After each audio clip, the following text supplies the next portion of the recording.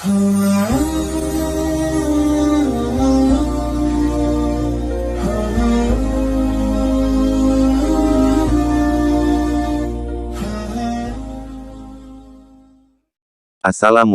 warahmatullahi wabarakatuh. Robi srohli sodri wa yassirli amri wahlul uqdatang milisani yafqahu qawli.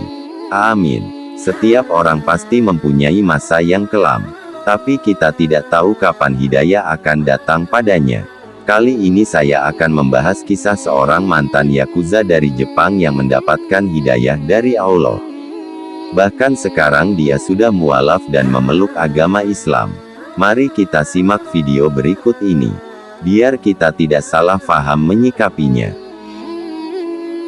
Nama Taki Takazawa pernah menjadi buah bibir karena keputusannya menjadi mualaf atau memeluk agama Islam.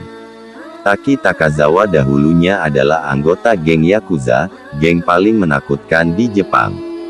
Dahulu Takazawa adalah tukang tato para anggota kelompok mafia paling ditakuti di Jepang, Yakuza.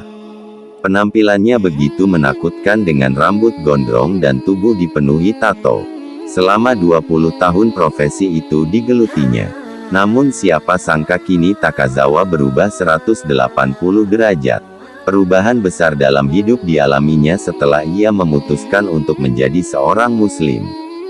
Setelah mengucapkan 2 kalimat syahadat, kini ia mengganti namanya menjadi Abdullah yang berarti, hamba Allah Subhanahu wa Ta'ala. Takazawa kini bahkan telah menjadi imam besar di sebuah masjid di ibu kota Jepang, Tokyo. Suara indahnya ketika mengumandangkan azan bisa terdengar hingga seantero Tokyo tiap kali waktu salat tiba. Perkenalan Takazawa dengan Islam berlangsung secara tidak sengaja. Berawal ketika dirinya sedang ada di wilayah Shibuya. Ia melihat seseorang dengan berkulit putih dan berjanggut putih. Orang itu mengenakan baju dan turban yang juga berwarna putih. Orang itu memberikan sebuah kertas dan menyuruh saya untuk membaca kalimat yang tertera di dalamnya, ujar Takazawa. Kalimat itu ternyata syahadat, pengakuan pada keesaan Allah Subhanahu wa Ta'ala dan Nabi Muhammad Shallallahu Alaihi Wasallam sebagai utusannya. Seperti kebanyakan penduduk Jepang, saat itu Takazawa masih menganut aliran kepercayaan Shinto sehingga ia kesulitan untuk memahami keseluruhan maksud kalimat syahadat tersebut. Namun diakuinya, ia pernah sepintas mendengar nama Allah dan Muhammad. Pertemuan dengan orang serba putih itu rupanya begitu membekas di ingatan Takazawa. Ia pun terus mencari tahu makna di balik pesan kalimat syahadat yang diterimanya. Hingga akhirnya, dalam pencarian tersebut Takazawa mendapatkan hidayah dan memutuskan untuk menjadi seorang mualaf. Tak disangka, 2 tahun setelah memeluk Islam, ia bertemu lagi dengan sosok pria serba putih yang mengubah hidupnya.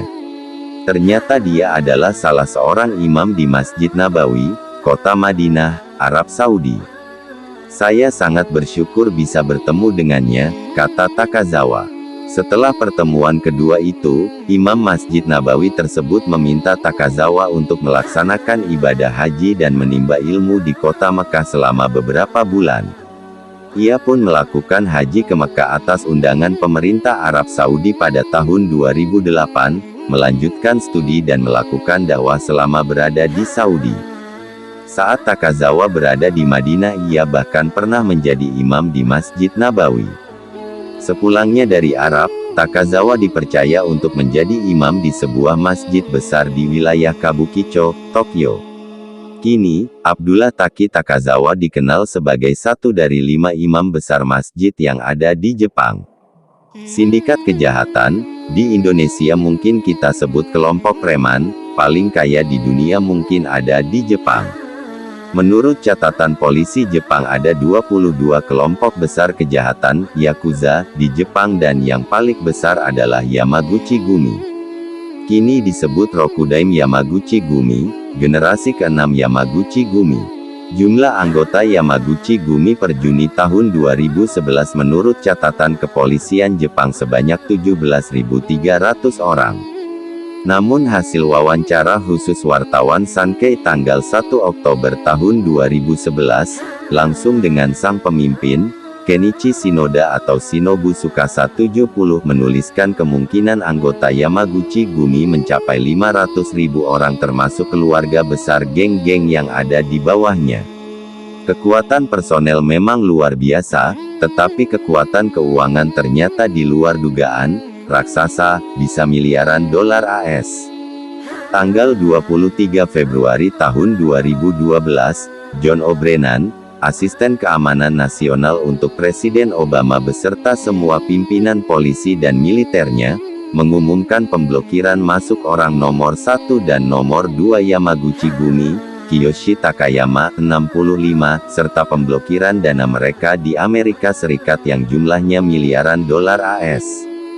Itulah yang diumumkannya. Pemblokiran rekening bank ini bukan pertama kali. Bulan Desember tahun 2003, Credit Suisse Bank juga mengumumkan pemblokiran dana 52 juta dolar AS milik Tsukasa tersebut. Jumlah dana kelompok Yamaguchi Gumi dari dua negara itu saja sudah miliaran dolar AS, plus yang disimpan di negara lain, kemungkinan ada, sebagai tempat pencucian uang serta tentu di dalam negeri Jepang yang tak diketahui jumlahnya.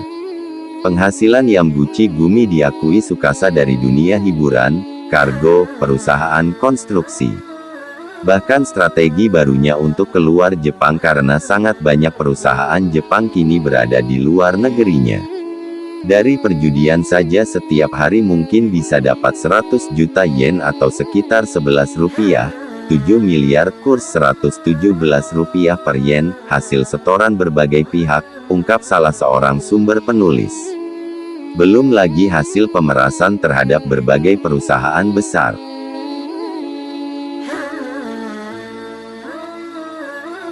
Pada tanggal 20 November tahun 2012, Pengadilan Negeri Tokyo melakukan persidangan tuntutan sebuah asosiasi bisnis di Kyoto yang merasa diperas oleh orang nomor 2 Yamaguchi Gumi, Takayama, sebesar 40 juta yen, 4,6 miliar rupiah. Tentu saja pengacaranya membela dan mengatakan hal itu sama sekali tidak benar. Hasil keputusan sidang yang dipimpin Hakim Akihiro Ogura itu baru akan disampaikan tahun ini. Hasil memeras satu perusahaan saja bisa mendapat 40 juta yen, bisa dibayangkan 1000 perusahaan yang menyetor dengan mudah 40 miliar yen diperoleh income dari berbagai perusahaan Jepang. Tidak heran Tsukasa gemar menggunakan pakaian mewah dan trendy, termasuk saat dilepas dari penjara tanggal 9 April tahun lalu. Tsukasa menggunakan topi coklat mahal, dasi ungu, syal oranye tua mirip warna topinya, jaket dengan merek mahal, sepatu kulit mengkilat dengan kaos kaki merah. Dari penjara dia menuju stasiun Shinagawa Tokyo menggunakan kereta api peluru Shinkansen, menuju markas besar Yamaguchi Gumi di Kobe dengan pengawalan ketat. Di markasnya di Kobe disambut dengan menggelar karpet merah ibarat menyambut raja yang baru tiba. Kelakuannya yang sederhana menggunakan kereta api, tidak menggunakan mobil limousinnya menjadi sangat terkenal di masyarakat Jepang untuk mengubah citra Yakuza di abad teknologi modern saat ini.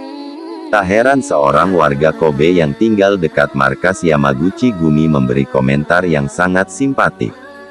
Para anggota itu sering membersihkan gat-gat di sekeliling sini, juga membersihkan kuil-kuil di sini, Kazue Shiota, seperti ditulis Japan Times tanggal 10 April tahun 2011.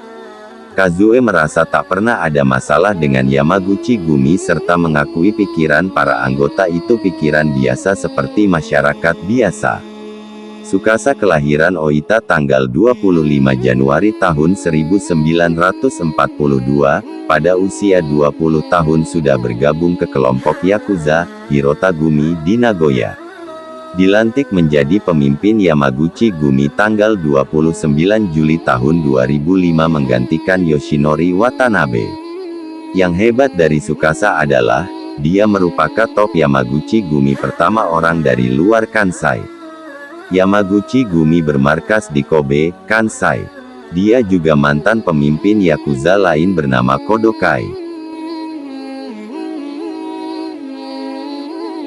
Terima kasih sudah menonton video ini.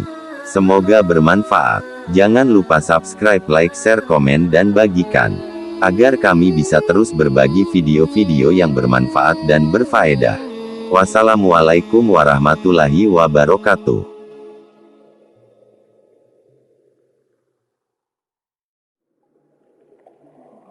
Mm-hmm.